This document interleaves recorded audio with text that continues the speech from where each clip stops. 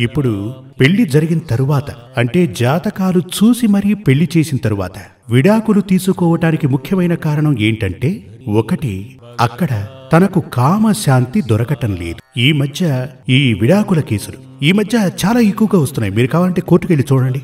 Family కోర్టుకు వెళితే చాలా ఎక్కువగా, ఈ మధ్య మరీ ఎక్కువగా, పోయిన సంవత్సరం కంటే ఈ సంవత్సరం ఎక్కువని చెప్తున్నారు. దానికి కారణం ఏమిటంటే, ముఖ్యమైనది ఈ పురుషులలో ఉన్నటువంటి మగతన లోపం. దానికి ముఖ్య కారణం మనం భోంచేస్తున్నటువంటి ఆహారం, తీసుకునే భక్షణ. కామానికి దానికి ఓ రిలేషన్షిప్ ఉంది. ఇప్పుడు చూడండి, పెళ్ళైన పెళ్లి కొడుకులందరికీ, కొత్త పెళ్లి కొడుకులకి ఈ కామోద్రేకం కలగటానికి కావలసిన పదార్థాలు తినమని చెప్తారు. అందుకే కొత్త పెళ్లి కొడుకుల్ని పిండి పదార్థాలతో పాటు ఆహార పదార్థాలను కూడా బాగా తినమని చెప్తారు. వాటిని భుజిస్తే కోరికలు ఉధృతమవుతాయి. కనుక అదే విధంగా ఏమంటారు,